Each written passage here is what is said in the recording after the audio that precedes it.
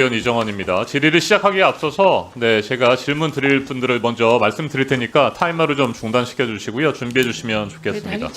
제가 이진숙 방통위원장님께 질문을 드릴 거고요. 김유열 사장께 질문을 드리겠습니다. 그리고 증인으로 나와주신 신동호 사장께도 질문을 드리고 이호찬 위원장님께도 질문을 드릴 텐데 신동호 사장과 이호찬 위원장은 발언대 앞으로 좀 먼저 나와서 준비를 해주시면 좋겠습니다. 네. 자, 두 분 좀 기다려 주시고요. 먼저 이진숙 방송통신위원장님께 질문 드리겠습니다. 제가 방금 네 분을 지명하면서 두 명의 사장이라는 표현을 썼습니다. 지금 국회 과방위 현안 질의장에 EBS 한국교육방송공사 사장이라고 하는 분이 두 분이나 계십니다. 참고인 김유열 사장, 증인 신동호 사장. 누가 사장입니까? 방송통신위원회가 선임한 사장은 신동호 사장입니다. 네, 자 김유열 사장님, 예, 지금 EBS 사장이 누굽니까? 예, 접니다. 네, 자 신동호 사장님, EBS 사장이 누굽니까? 예, 저는 적법하게 임명된 EBS의 사장이라고 생각하고 이 자리에 와 있습니다. 네, 그런데 왜 지금 출근을 못하는 상황입니까? 뭐 이미 보도돼서 다 알고 계시겠지만 제 첫 출근 날부터 출근 저지가 있어서 원활한 업무 수행이 좀 쉽지 않았기 때문에 외부에서 업무를 진행했었고요. 이후 가처분 신청이 1심에서 인용이 됐기 때문에 지금 현재는 제가 출근하지 않고 있는 상황입니다. 네, 자 방금 언급하신 첫 출근 현장의 모습을 영상으로 준비했습니다. 여러분 함께 보시겠습니다. 여기 계실 분이 아니신 것 같습니다. 제가 봤을 때는 여기 합격하신 분이 아닌 것 같습니다. 어디서 인사권이라고 존중받아야 된다고 말했습니까? 대법원에서 이인체제 불법 임명이라고 명확하게 말했습니다. 박사님, 국도 자의적으로 해석하십니까? 네, 지금 제가 알기로는 현 사장님께서 가처분 넣으신 걸로 알겠습니다. 그때까지 오지 마십시오. 불법 임명을 집에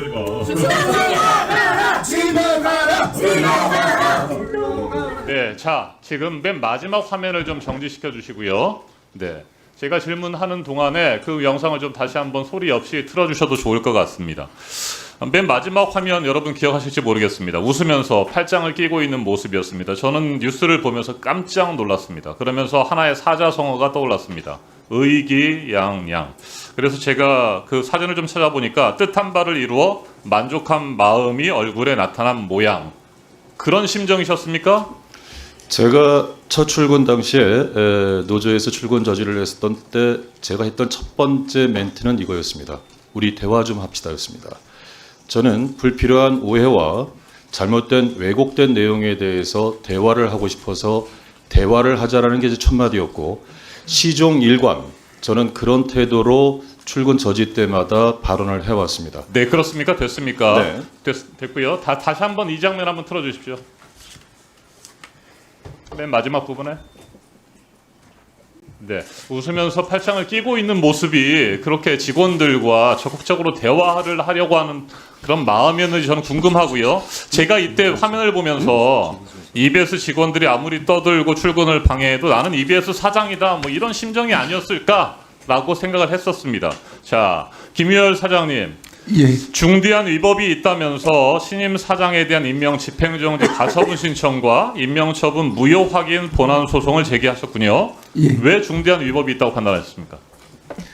MBC 박문진 이사 전례가 대법까지 결정이 있었고 또 연이어 그 유사 그 법원에서 결정이 있어서 EBS에서도 그런 똑같은 일이 일어나면 EBS는 또 MBC도 아니고 굉장히 여러 가지로 굉장히 취약한 방송사라 EBS 향후에 굉장히 어려움이 발생될 거다 이렇게 생각을 했습니다.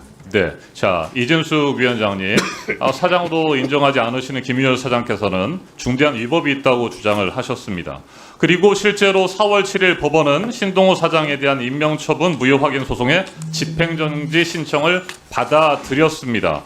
그런데 바로 또 항고를 제기하셨군요. 자, 2인 체제 위법성에 대해서 문화방송 대주주인 박문진 이사 등 6명에 대해서도 대법원은 3월 13일에 확정 판결을 내렸습니다. 방통위 2인 체제 의결의 문제점을 지적했고 헌법재판소도 방통위 2인 체제 위험성에 대해서 계속해서 지적했고 그럼에도 불구하고 이 인사를 밀어붙인 이유가 뭡니까?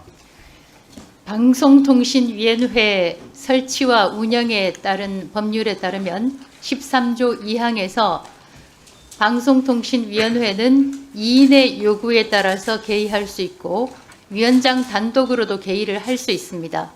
언급하신 헌법재판소의 판결은 2인 체제에 의한 결정이 있었지만 기각이 됐습니다. 네, 좋습니다. 자, 이진숙 위원장의 얘기를 들어보면 도대체 민주공화국 대한민국의 방송과 통신을 책임지는 사람으로서 헌정 질서와 또 법 질서에 대해서 제대로 된 생각을 가진 분이신가 저는 의문이 들지 않을 수가 없습니다.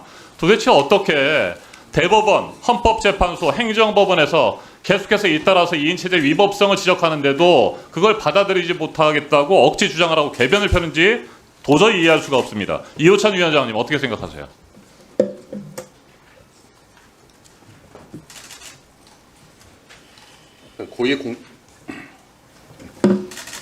네, 시간을 좀 멈춰 주시고 네, 준비되면 네, 말씀 시작해 주시죠. 우리 사회의 사법 질서를 존중해야 하는 마땅히 고위공직자로서 옳지 않은 태도라고 생각하고요. 윤석열 정권 2년 내내 윤석열 정권이 가장 실적을 내고 가장 최선을 다했던 부분이 언론 장악이었습니다.